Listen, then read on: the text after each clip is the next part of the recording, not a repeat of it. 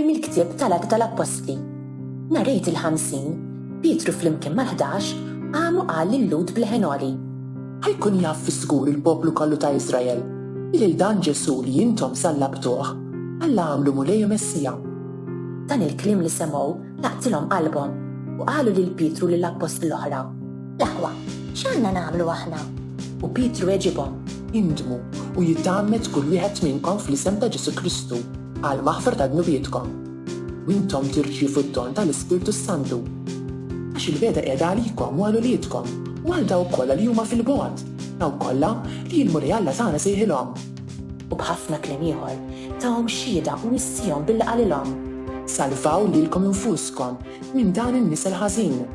Għalhekk dawk li laqgħu kliemu tagħmdu u dakinhar ingħaqdu mad-dixxiepli madwar 3,000 ruħ. Il-mulej u r-raj tiegħi xejn ma jonqosni. Il-mulej u r-raj tiegħi xejn ma jonqosni. F'merat kollha ħdura jqiegħdni. Dil-ilma fejn nistrieħ jieħodni. Hemm hu jrejjaqni. Il-mulej u r-raj tiegħi xejn ma jonqosni. Imexxini fit-triq tas-sewwa minħabba l-isem tiegħu. Imqar jekk nimxi f'rit mudlam ma nibżax mill-ħsara għax inti miegħi. Il-ħatar tiegħek u l-għasluġ tiegħek huma iwensuni. Il-mulej u r-raj tiegħi xejn ma jonqosni. Inti tħejji mejda għalija quddiem l-edewwa tiegħi. Iż-żejt tiblikli rasi u l-kalċi tiegħi tfawwarli. Il-mulej u r-raj tiegħi xejn ma jonqosni. Miegħi iva jimxu tieba u l-ħniena il-jiem kollha ta' ħajti u nagħmmar f'dar il-mulej sakemm indum ħaj. Il-mulej u r-raj tiegħi xejn ma jonqosni. Qari mill-ewwel ittra ta' San Pietru Apostlu. Eżiż, jekk tagħmlu t-tajjeb u ssofru tbatija bis-sabar, din tkun grazzja quddiem Alla. Għal dan intom kontum sejħa għax Kristu wkoll bagħat għalikom u ħallilkom eżempju biex timxu fuq il-passi tiegħu. U li ma kien għamel ebda dnub u ebda erq ma nstab f'ommu. Meta jruħ ma weġibx bit-tajjir, meta bata ma jeddiċ, imma ħalla fid-dejn li mħallef ġust. U tabba bid-dnubietna sa fuq is-salib biex aħna mmutu għal dnubietna u ngħixu għal ġustizzja. Bil-ġrieħi tiegħu intom fiqtu, intom kontu bħal naċ mitlufa, immissa rġajtu lura għand ir-raj u l-assis ta' ruħkom. Alleluja, alleluja. Jiena r-raj it-tajjeb jgħid il-mulej, jiena nara fin-naċ tiegħi u n-naċ tiegħi jarfu lili. Alleluja, alleluja. Mill-Evanġelju skont San Ġwan. Dak iż-żmien Ġesu qal: Tassew ngħidilkom, min ma jidħolx fil-maqjel tan-naċ mill-bieb imma jaqbes ġewwa minn naħa oħra, dak hu ħallielu brigand.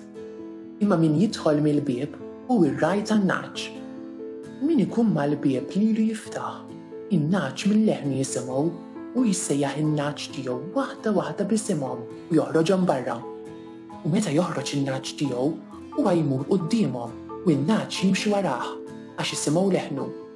Imma wara wieħed barrani ma jimxux, anzi jaħarbu minnu għax leħen barrani ma jafuhx. Din il-parabola qalilhom Ġesu, iżda huma ma fehmux x'rid jgħidulhom biha. Għalhekk Ġesu raġa' qalilhom: Tassew ngħidilkom li l-bib tan-naċ huwa jien. Dawk kollha li ġew sa issa qabli huma ħallelin u briganti. Iżda n-naċ lilhom ma semgħuhomx. Jien hu l-bib, jekk xi ħadd jidħol ġewwa permezz tiegħi jisalva u jidħol u joħroġ u jsib fejn jira. Il-ħalliel ma jidħolx jekk mhux biex jisraq u joqtol u jeqret. Jiena ġejt biex ikolkom il-ħajja u l-ħajja bil-kotra.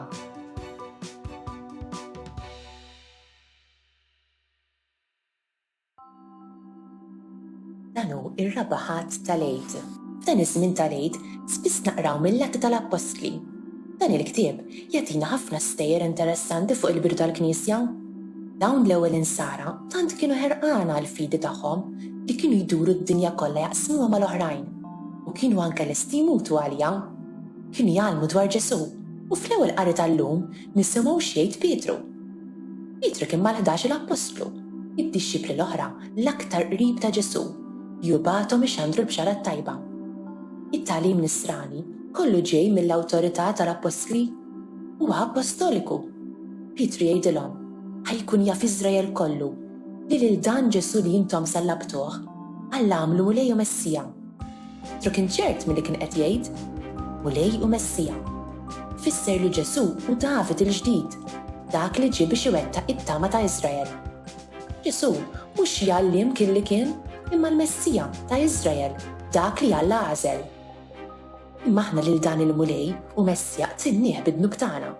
Ma kinux biss ir-Rumani jew il-Lut li jgħixu tant snin ilu li qatluh imma kulħadd, int u jien. Issa, Ġesu miet bħal kriminal, avolja u Alla u aħna qtilnieh. Din mhix ħaġa li nieħdu gost nisimgħu. Pietru ma kienx qed jipprova joġob lil ħadd, imma ħalla lil Alla jitkellem permezz tiegħu. Meta nitkellmu għandna nagħmlu bħal Pietru, ngħidu l-verità u qatt ma ninsew li Ġesu u l-Mulej u Alla tagħna li tant iħobbna lesti mut għalina. Bħal dawk li semgħu lil Pietru nistaqsu x'għandna nagħmlu? Indmu. Aħna msejħin nibdlu triqatna biex ngħixu fil-Mulej. Pietru jgħidilhom ukoll, salvaw lilkom infuskom minn dan in-nies il-ħażin. Ħafna nies jgħixu bla ma jaħsbu xi jitalla minnhom. Jekk ngħidu li aħna nsara, imma nġibu ruħna bħal bqija tan-nies, maħniex ngħixu kif iridna Ġesu. Jew nipprovaw nagħmlu r-rieda ta' Alla, għax hu qiegħed hawn biex jenna. Bħal Pietru, inħallu l-Alla jitkellem permezz ta' kull ma ngħidu u kull ma nagħmlu. This Maltese translation was produced in collaboration with the church in Gozo. You can support this channel on Patreon using the link in the description. Thanks for watching.